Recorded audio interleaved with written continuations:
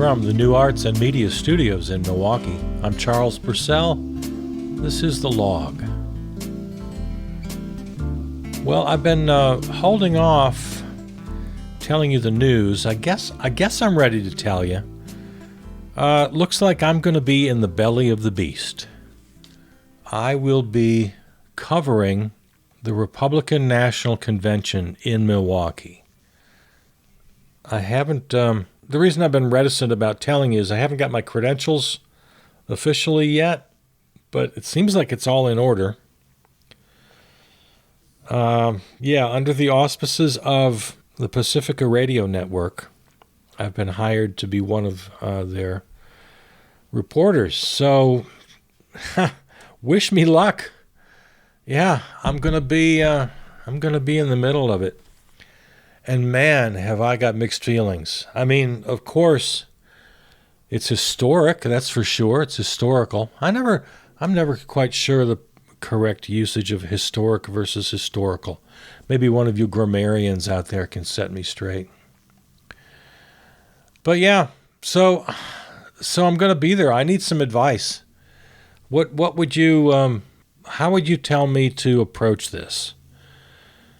Because the first thing I think of is the big 1939 American Nazi rally, their own Make America Great Again rally in Madison Square Garden. If you've never seen footage of that, check it out. Just search 1939 Nazis, Madison Square Garden. I saw a documentary about it. There's lots of footage out there to be seen. Yeah, there was quite a big movement in those days, and they were using much of the similar language. Very nationalist, very pro-American, anti-immigrant, Christian nationalist, anti-everybody else. And they cloaked it in this super patriotic America First kind of garb. Looks just all really very, very familiar. So that's how I think about this Republican convention here in Milwaukee, right down here at Fiserv Forum. So, yeah, as soon as my credentials come through, it looks like it's happening. I'm going to be down there for you, and I'm going to be covering it. And I'm, on one hand, I'm very glad for the opportunity to be there, to witness history, and to help record some truths out of all the lies, because, it's going to be nothing but lies and, tinfoil hats and craziness down there. So, yeah, I'm excited, and I'm excited. I don't know what the other emotion is, or the other many emotions are. So, stay tuned. This will be a good time to subscribe to the podcast. What I'm going to do is, at least for the month of July, I'm going to pry open my wallet and spring for the unlimited data usage. And at least for the month of July, I'll have unlimited space, and I'll probably be doing a daily journal. We'll see how it all works out. And then, of course, my reports that I'll be filing for Pacifica. I'll let you know where to hear those. So, there you go. Wish me luck. Wish me luck. Okay, got to talk about this for just a minute. I'm just so disgusted by the Hunter Biden story. You know that he was found guilty on all 3 felony counts. He checked the wrong box. Basically, he lied, saying he wasn't addicted to drugs, and then another count for actually possessing the gun. The reason I'm upset is not because of the verdict. The jurors really had no choice. It was a pretty simple case. The only leg he had to stand on was something that I mentioned last week or the week before, that he had just come out of rehab when he bought that gun and checked the box on the background check. And in his mind, he was no longer a drug addict. So that's what I saw just from the coverage I'd seen and the headlines I've been reading, But then, according to the testimony, or the evidence rather, they found a text, I guess, from Hunter himself, like days after he bought the gun, indicating that he was back on drugs. So yeah, he was sober for a little while, a matter of days, I guess. And then he did the old backslide, which happens to addicts. So I don't know if you. I've had friends and family who smoke, and they've quit several times, as smokers do. But as soon as you snuff out that cigarette, you say, "Okay, that's my last one. As of this moment, I'm a non-smoker." Can you say that? Can you say that like 1 minute after the last one? Or do you have to wait a day? Maybe even if you have to wait 24 hours. I don't know. But I guess you could say that. And then if after a day or two you fall off the wagon, there was a time there. I don't know. I'm not going to pretend to be any expert on the Biden case, because from every report I hear, it wasn't that tough a decision for the jurors. What I'm upset about is that it ever came to trial in the first place. I mentioned last time we spoke, the numbers are minuscule, less than 1%. It's like 0 point something percent of cases like this even come to trial. The thing he was charged with, the lying on the form and possessing a gun, those are almost never charged in and of themselves. Typically, they're charged along with other crimes, like, oh, you used the gun to rob a liquor store. All right, so now we can tack on these other things because they're also true. But Hunter Biden had this gun for a grand total of 11 days. And I can't find any reports that say otherwise. He literally never used it, let alone in the commission of a crime. So this never, ever should have come to trial. It probably shouldn't have even been charged, and if it had, they should have just had a plea deal. It should have been cut and dried. It should have been easy. And they did have a plea deal several months back, but it went foul. So this is just sad and horrible for just everybody. And especially because we touched on this last week. We didn't get in too much detail. I'm not gonna get on the Orange Menace bandwagon and say how corrupt the justice system is. No, but it's screwy, because Merrick Garland basically gave in to the pressure from the right-wing crazies who are just insisting that they hit Hunter with something. They've been fishing since before the 2020 election for something on the Bidens, of course. And they've had all these congressional hearings and congressional investigations, and they want to impeach, and they call it the Biden crime family. It's all just so ridiculous.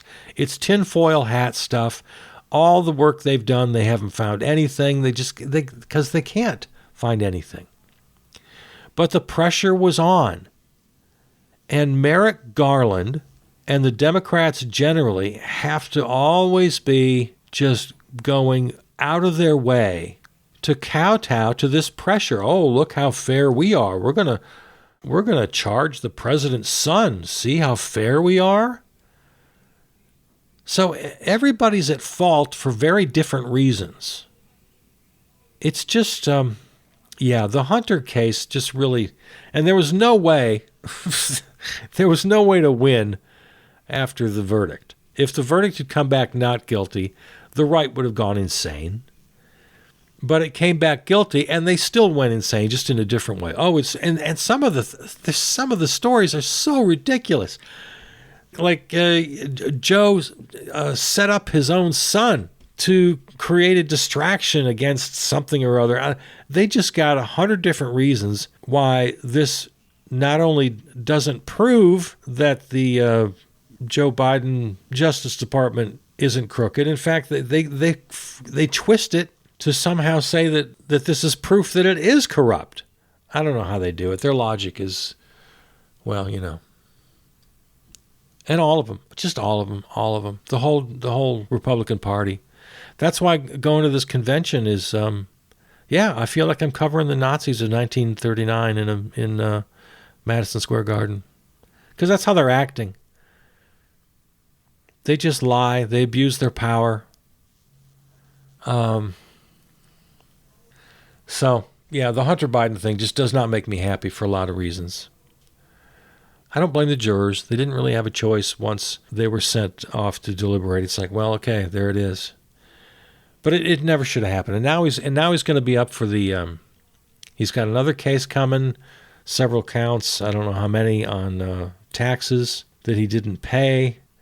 The guy's messed up. He's the black sheep of the family. He's the little brother. His father's the vice president, then the president. His brother was damn near the governor of Delaware. Would have been if he hadn't died of cancer, as a hero, a war hero, and a social justice hero, and a hero of local and state and federal government. And he's just this big, So yeah, Beau is the screw up. Beau and every family has one. I just feel nothing but complete empathy and sympathy for the whole damn family. I mean, I say a lot of things about Joe Biden. I got a lot of gripes about Joe Biden. But he's doing the right thing here. He says all the right things, and it's all what it should be. I love my son. I support my son, but I'm also the president. I'm not going to pardon him. I'm not going to step in. I'm not going to comment on the judicial process. It's, we have to have faith in our institutions, blah, blah, blah. All very good. All what he should say. And absolute 180 from what the kind of things the Orange Menace says, and he forces his toadies to say. And that's all they are now, are just a bunch of toadies. So, good for him. Love your son. You should do that. And so I give him credit for that.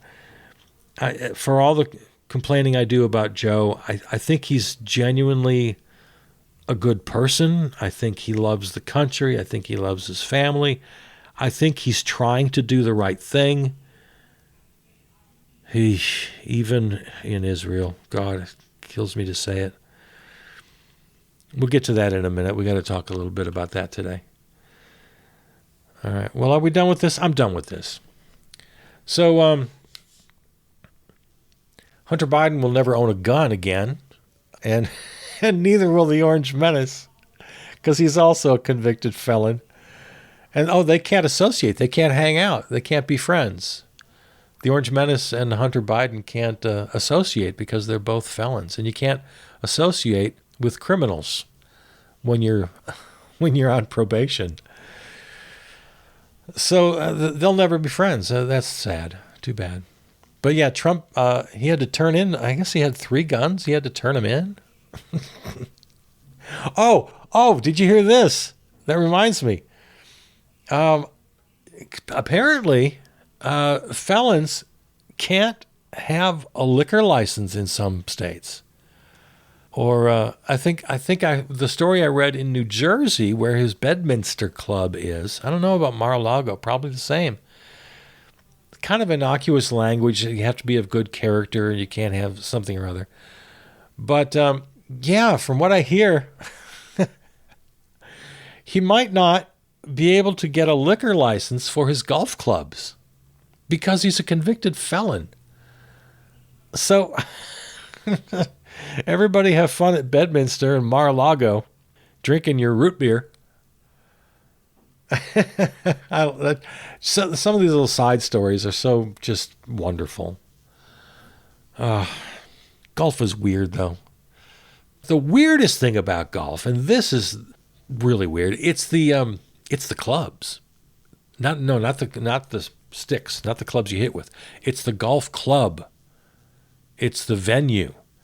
It's the dining room and the pro shop and the bar and the people who hang out. And golf clubs, golf resorts are weird. They're just weird places. The kind of people who hang out, I'm being very judgmental now, I admit it, because I spent a while as a musician. In my other life, I'm a musician.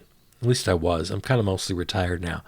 But I played a lot of golf clubs because they hire guys like me, just, solo voice and guitar, just to kind of do background music and stuff, or play a party or play a dinner or something. And so I spent a lot of time in golf clubs. And man, it's not to stereotype, but man, they live up to it. Just conservative, and the golf clothes, and just the types of people, the men, the women, the way they interact, the way they talk, the things they talk about. I overheard conversations. They were all very, very conservative, very money-oriented, talking about what vacation they went on or what addition to their new house. And I don't love it. It's, golf clubs live up to the stereotype in my experience. I've never been to a golf club that didn't just totally give me the creeps. So, I don't know. Maybe your experience is different, but that's mine. Okay, so, I put this off long enough. I got to talk about it. Speaking of Joe and Israel, Jesus Christ. This latest attack happened, I guess, over the weekend. Man alive, I'm sure you've heard about it.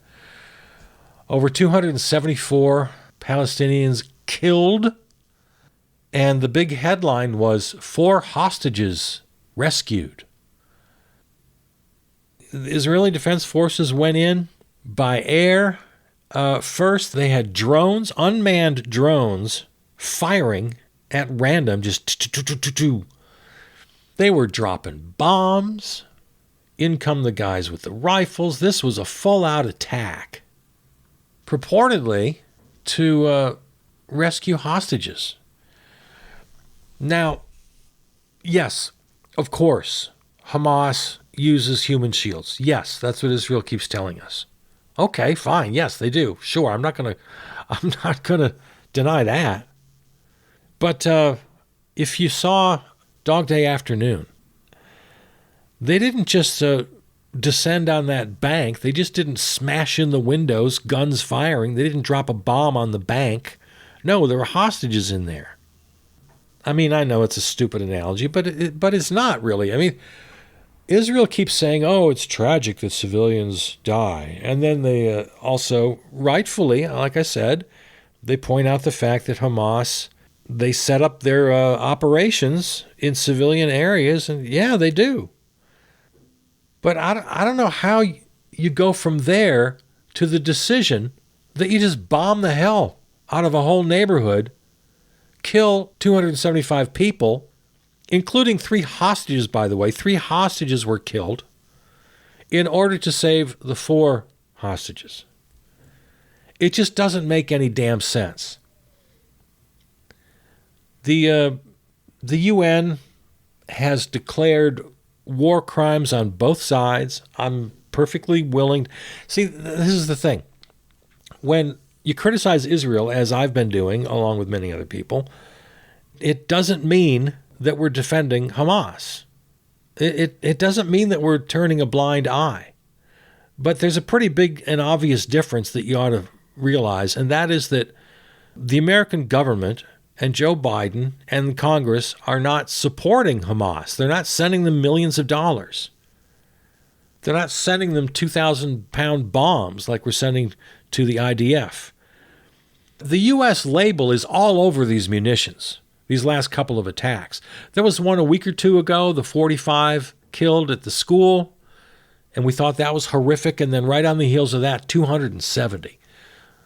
About 60 plus, I guess, what did I hear? 5 of those were children.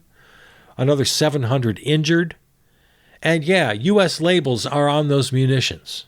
And not only that, the U.S. has come right out and admitted they gave Israel intelligence. They helped with intelligence. They had surveillance drones, logistical help, planning. This attack was planned for like 2 weeks. So Joe Biden, are you aware? Does your left hand know what your right hand is doing? Because his left hand, he gets all of his staff together and said, come on, you guys, come up with a nice ceasefire plan that we can propose. And they do.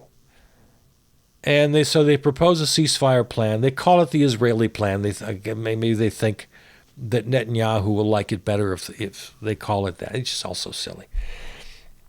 So it passes the UN Security Council, the first one to pass without a United States veto. China laid back. They didn't veto. Russia laid back. We actually passed a ceasefire. And it's in the hands of the players now. It's in the hands of Hamas. It's in the hands of Netanyahu. And neither one of them look very promising. But we're talking about Joe right now. Joe, your left hand is doing that. Your Secretary of State, Tony Blinken, often says kind of the right things. He falls into that whole, civilian casualties are tragic, whatever, he falls into that stuff. But many things can be true at the same time. Yes, he's trying. God bless Tony Blinken. He's trying. He's talking to all these people. He's talking to Netanyahu. He's going to Egypt. He's going to Jordan. He's trying to get something done. But Joe, does your left hand know what your right hand is doing? Because it does appear that you're trying really hard to find a way to peace. You keep standing up for the two-state solution. You keep calling for a ceasefire. You keep calling for Israel to conduct war, and I can't believe I'm saying this, in a legal manner. There are international rules of war. And as I said, the international verdict is that Hamas and Israel are both committing war crimes, and I don't doubt it for a minute. But, I can't say but. I don't want to. This is a very tricky thing because I never want to create false equivalency. But I also don't want to defend the military arm of Hamas. But the fact is they haven't killed 37,000 people. 37,000. And now 9 out of 10 children don't have enough food. And that's a mild way to put it because a great amount of them are starving. And the International Court has found Israel guilty of several war crimes, including using hunger as a weapon of war. We got these vigilantes literally attacking and stopping the trucks trying to carry in food and aid. And they're being supported by the IDF. So this just gets worse and worse and worse every week. It doesn't get better. We got this ceasefire agreement that's sitting there that looks like it's dead in the water. God, hope I'm wrong about that. All right. Hey, I want to mention before we go, we've touched on this before, and you and I have to make an appointment to talk about this at length. Nationalism, populism, fascism on the rise globally. And it's very concerning. And I bring it up now, just a couple of quick headlines, and then we'll pick up on this another time. But the EU elections, the European Union elections, were very interesting and very disturbing. A real surge of the far right. In Europe, of all places, even in Germany, of all places. God forbid. But you and I have talked about this. The people who are dissatisfied with their lives because the established rule of order is screwing them and leaving them behind. They're not wrong about their own lives. But then they're given no choice because the left and the center left just keep preaching more and more and more of the same that they've been experiencing for their whole lives this last 40, 50 years of money going to the top and insecurity being the life story of most people. And then the right-wingers come along with all these promises. And they vilify immigrants. That's probably right at the center of it. Racism and anti-immigration is right at the center. Right at the center. So it's the old playbook. It's the old Nazi, fascist, authoritarian playbook. We've seen it historically so many times. I don't know how we don't recognize it now. So yeah, the EU elections were pretty disturbing. The far right is surging. In India, they just finished their elections, and for the first time in a very long time, we have a 3-time prime minister. Narendra Modi, the nationalist authoritarian in India, has been able to put together a coalition. Now, the good news there, if there is any, like I said, mixed results, his party lost some seats. They lost their majority. Still enough for him to form a government. So he's won re-election, but he's been weakened, and his party is much weaker. What did I read? Let me find that here. Yeah, here it is. So over the weekend, he took his oath of office along with 71 ministers. 61 of them were from his party. Only 7 of them were women, and not one single minister from the Muslim community. See, that's Modi's big thing. He's a Hindu nationalist, and he vilifies Muslims. Just like the Orange Menace here and the right wing, his minions, they vilify pretty much everybody. LGBTQ, immigrants of color especially. Yeah, find scapegoats, create villains, prey on people's bias and bigotry, and then make all sorts of promises to fix the injustice in their lives. And they're not wrong about the injustice. Most people are not getting the benefits of globalism. Like I say, we haven't got time to get into all this today, but let's make it a point to continue this conversation, because these results all around the world are very disturbing, and if they are a foreshadowing of our 2024 election, just like back in 2016, remember the summer of 2016 when Brexit passed in the UK? That was kind of the first shot over the bow, or a big one at least. And just a couple of months before the November 2016 election, and we all know what happened there. So yeah, looking at these results is not pleasant. Yeah, nationalism, bigotry, religious bigotry, anti-democratic. It's a movement, man. It's worldwide, and we got to find a way to fight it. We got to find a way. All right. I'll talk to you next week. Time's up for today. As always, you can find this podcast on any of your favorite platforms, or go to the website, charlespurcell.com. Contact me, charlespurcell@gmail.com. Follow on Facebook. Thanks to our flagship terrestrial station, River West Radio, riverwestradio.com. And Peter Donalds wrote and performed the theme song. Again, this would be a good time to subscribe to the podcast, because just in a few weeks here, we'll be starting some extra shows on the big Republican convention here in Milwaukee. All right. See ya.